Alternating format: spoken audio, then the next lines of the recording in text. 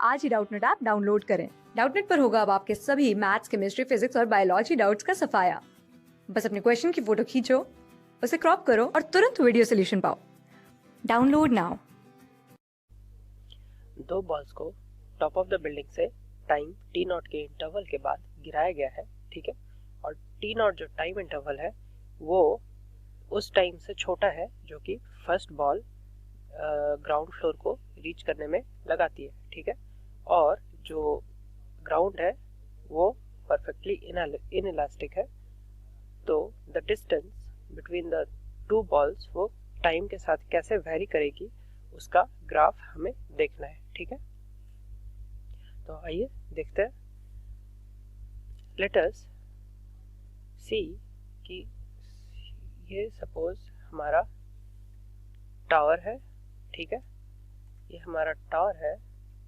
इसके टॉप से जब हम एक बॉल को ड्रॉप करते हैं, एक बॉल को टाइम टी पे ड्रॉप किया, तो वो सपोज इस जगह पे आकर के वो कुछ वेलोसिटी एक्वायर कर चुका है और उस पे ए लग रहा है, एक्सेलरेशन जी लग रही है, ठीक है।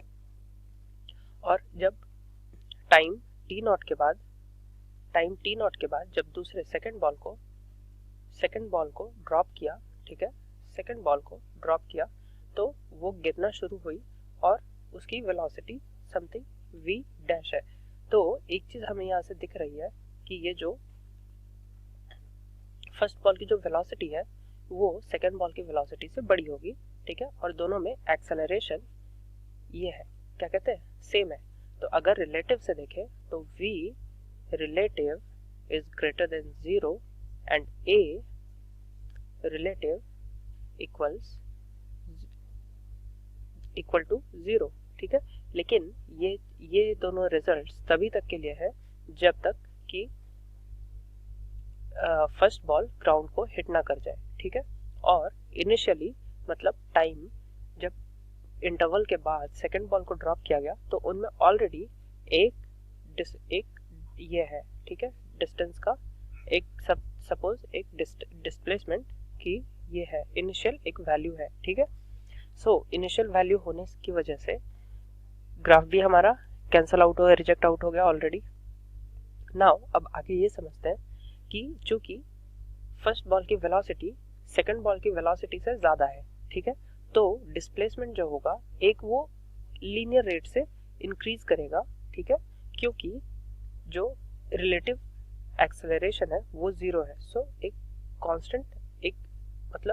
कांस्टेंट वेलोसिटी दोनों का ये होगा, दोनों के बीच की रिलेटिव वेलोसिटी जो है एक कांस्टेंट वैल्यू होगी, ठीक है, क्योंकि g ऑब्वियसली 0 है। सो डिस्प्लेसमेंट जो होगा वो एक लीनियर रेट से इंक्रीज करेगा, ठीक है, जैसा कि ग्राफ C और ग्राफ D में देख सकते हैं। लेकिन अब क्या होगा, एट द मोमेंट जब फर्स्ट बॉल ग्राउंड को हिट कर जाता है तो फिर अब यहाँ पे A रिलेटिव जो है, V रिलेटिव क्या हो गया, V रिलेटिव एक ये हो गई नेगेटिव वैल्यू हो गई, ठीक है, नेगेटिव वैल्यू, और A रिलेटिव जो है वो G हो गई, ठीक है। यानी कि यहाँ से अब हमारा जो ये है हमारा जो ग्राफ है वो पैराबोलिक हो जाएगा और एक्सेलरेशन जो है रिलेटिव वो नेगेटिव हो जाएगी, ठीक है, एक्सेलरेशन नेगेटिव हो जाएगी। यानी कि जो पैराबोला होगा वो उसकी कॉन्केविटी जो होगी वो डाउनवर्ड होगी। सो हमारा जो यहाँ पे ग्राफ होगा वो D होगा, ठीक है, क्योंकि क्योंकि 3 हमने क्राइटेरिया देखे, ठीक है। एक इनिशियल सेपरेशन जो कि S यहाँ पे हमें दिख रहा है, सपोज ये S है, इनिशियल सेपरेशन दिख रहा है, और जब तक फर्स्ट बॉल ग्राउंड को हिट ना कर जाए तब तक एक लीनियरली डिस्टेंस दोनों बॉल के बीच में लीनियरली इंक्रीज करेगा, जो कि यहाँ पे हो रहा है। और तीसरी चीज, जैसे ही पहला बॉल ग्राउंड को हिट कर जाता है उसके बाद दोनों के बीच का जो सेपरेशन होगा वो पैराबोलिकली डिक्रीज करेगा और वो पैराबोला का जो नेचर होगा वो कॉनकेव डाउनवर्ड्स होगा।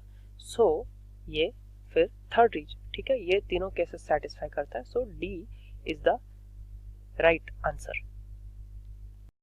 क्लास 6 से 12 से लेके नीट, IIT, JEE मेंस और एडवांस के लेवल तक 10 मिलियन से ज्यादा स्टूडेंट्स का भरोसा।